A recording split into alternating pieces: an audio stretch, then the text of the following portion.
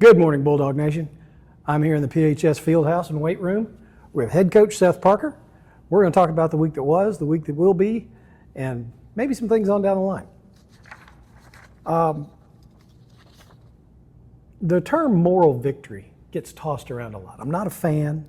A loss is a loss. But that said, if ever there was a place the term moral victory actually did apply, it's probably this game against West Morgan.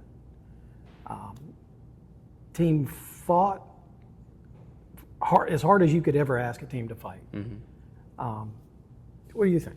Yeah, man. I mean, like you said, I don't think we're in the business of moral victories. A win's a win, a loss. And, disappointed with the result, but not disappointed at all with our performance. Like you said, the way we played. I mean, somebody had to lose that night, and those were two really good teams going in a physical war that, like I said, somebody had to lose, and unfortunately for us, they made one more play than we did. I thought we outplayed them for the majority of the game, but that's not how it always goes. You have to close the team out. You have to make plays when they're there to be made, and we didn't do that as a coaching staff and as a team, and we'll be better because of it. I obviously disappointed with it, but it takes you a few hours to get over it, and we got to move on to the next. So really proud of our team. I think we showed the state kind of what we're about and how we feel about our team and what we think we can do on any given Friday night. But then again, you gotta, it only goes down as a loss, and so we gotta bounce back and be motivated from it, learn from it, and we're gonna win a game down the line because of the mistakes we learned from the other night. And so really proud of our kids. I think they left it all on the field, and that's all you can ask for. And I'd love to get another crack at them at some point. Unfortunately, we're not in the same classification, but it is what it is. Yeah, I don't think anybody expected a defensive struggle in that game. But that's what we got. Did that surprise y'all? Yeah, I mean, I think it probably surprised both teams. I knew that this would not be a game where they would score 45 like they were averaging and we'd score 45 like we were averaging or something, close to that. Both teams averaging over 40 going into it. I knew it would not be that type of game. I did think it'd probably be, both teams probably in the 20s or certainly in the teens at least. But as the game went, I think that's just kind of how I think, both teams probably could have played better offensively, but I think that had to do with both teams' defense. And, as the game went, as it turned into a defensive struggle, I think play calling gets obviously a little bit more conservative. I know we play conservative usually anyway, but as you go, you get a little bit more conservative and maybe don't take as many chances because it's only going to take, 10, 12 points to win the game. And so, yeah, I mean, it stepping back now, yeah, it's a tad surprising, but in the midst of the game, it was, it felt normal, and but it also, I knew it was more intense and more physical than normal as well.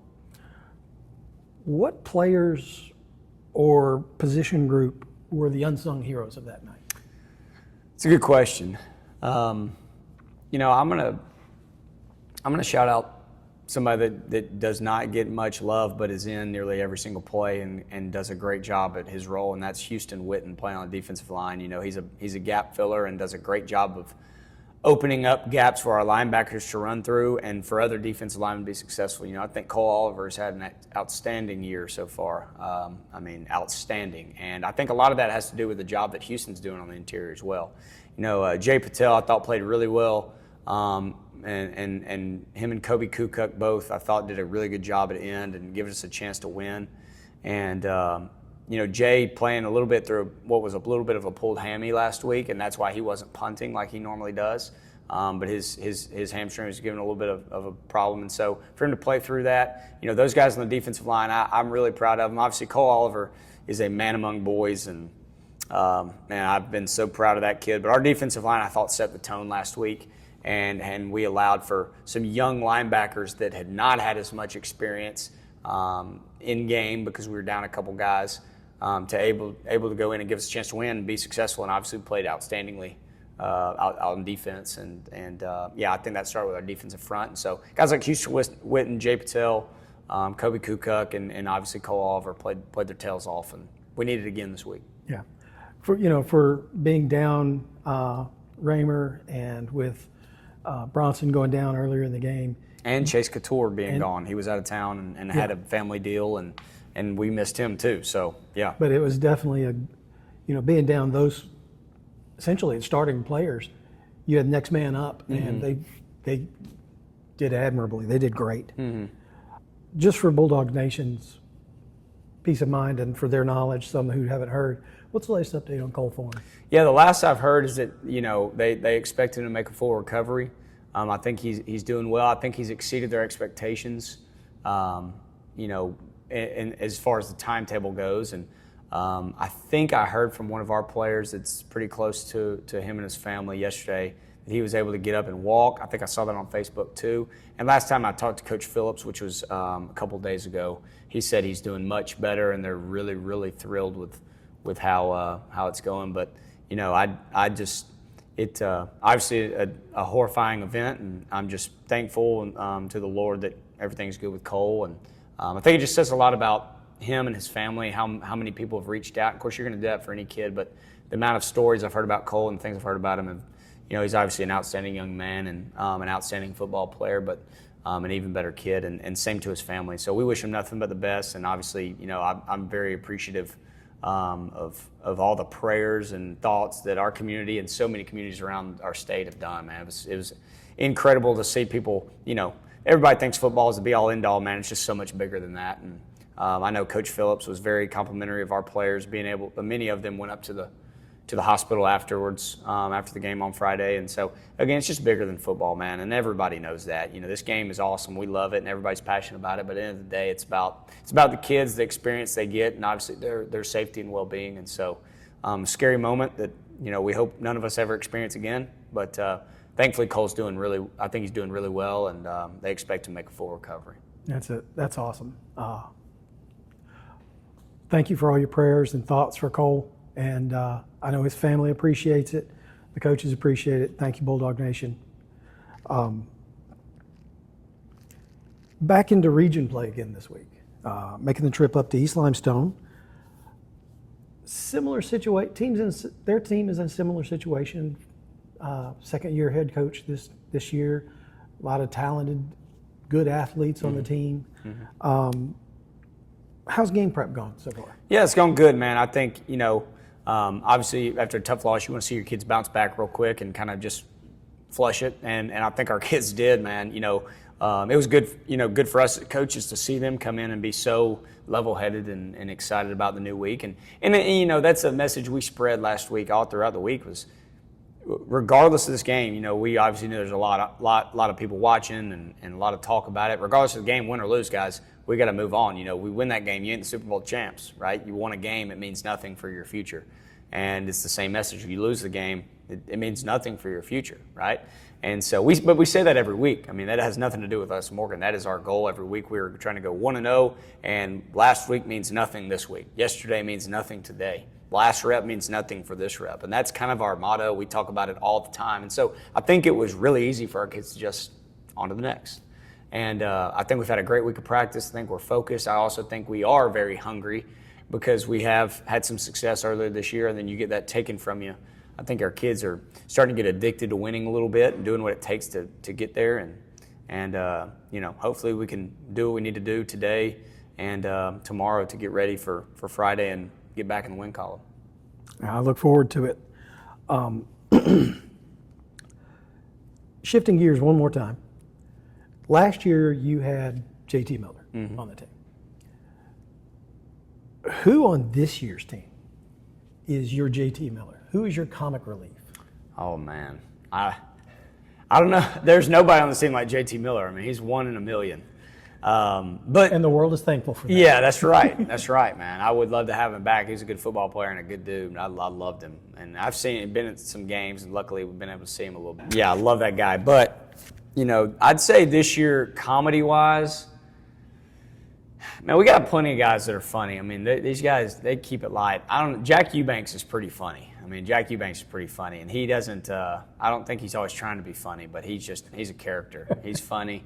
Sheldon Graham, he's hilarious. There are a lot of them, man. we got some jokesters on this team, and they have a good time. They cut up, and Bronson's a funny guy. He's serious a lot of times, but when he is silly, he's real silly. And Aiden Hill, man, he's got a contagious laugh. Sometimes I have to tell him to be quiet in the locker room. He gets so silly and giddy, but man, they're fun to be around, man. We got a bunch of great kids, and I love these dudes, man. I tell them every day how much I love them, and I just enjoy being around them. And I think one thing for us is you get late in the season and start to realize that time is fleeting, and you may have 1, 2, 3 games left with these guys, and you don't want that to end, so you work really hard to get there. But I think, man, I've enjoyed this team so much. Those are messages I'm already talking about. Like, guys, I want this to last forever. Like, we got to do what we got to do right now to make sure we can play as long as we can. And, I want to play as many games as we can because that means we're playing for a state championship. But I also want to play as many games as we can because I just love being around these guys, man. I love going to practice with these guys. I love showing up every day with them, and they're just fun, and they meet the challenges. And but then off the field, like you touched on, man, they're funny and they're good kids, and they make me a better person. So love them, and I want to be here with them as long as we can be here and keep playing each week. Outstanding. Any coaches that fall into that line? Coach Coffey is hilarious. Coach Coffey is absolutely hilarious. I mean, he's even funny during the game on Fridays. There's times where I've got to he'll say something in the middle of the game, and I almost want to tell him, dude, quit, because you're making this light, and it shouldn't be, But no, we have a good time together, man. We crack a lot of jokes, and there's a lot of funny things that happen inside a locker room, man, and things that that are not really inside jokes, but it's things you just got to be here for and understand these kids and how they act. And it's every day is fun, man. Every day is fun. I'll say that. And we have a good time together, coaches and players alike. Oh, outstanding. Do you have any messages you'd like to share with Bulldog Nation? Man, no, listen, I tell you what, last Friday night was one of the best atmospheres I've ever been a part of. And any town, community, school, game, situation, doesn't matter. That was an unbelievable atmosphere, and that's a credit to our community and our fans and our school, our administration for getting that set up. And I just want you guys to know how thankful I am to be here and how much I love Friday night. I want every Friday night to be like that. And one of our main goals here is to make you guys proud. So again, we want to have a bunch more games like that, not just in the future, but like this year. So keep showing up, and we're going to do everything we can to make you guys proud. But we appreciate the support, and let's keep it going. You heard the guy. Friday night at East Limestone. Be there. Next area game is on deck. Need to be there, be loud, be proud, and then we got a week off. That's right. And then homecoming. That's right. Gets more difficult after that. It does. But listen, these two, this week's difficult. They're a good team. They're 0-3 on the record board, but I promise you they are the best 0-3 team in the state. I mean, they are a physical team that is well coached, and they very well could be 3-0. I mean, they've been in every single game, play here, play there. They absolutely could be 3-0. So we've got our work cut out for them. They're a good team, like I said, well coached, and so this week's going to be a major challenge. And then we got to luckily we have 2 weeks to get ready for West Point after this. So either way, we got to focus on this week, and we got to be ready to go on Friday. Definitely, and I have no doubts those boys will be ready to go. We'll be ready. That's right. We'll see you Friday night. Be there. Have a great day. Go Bulldogs.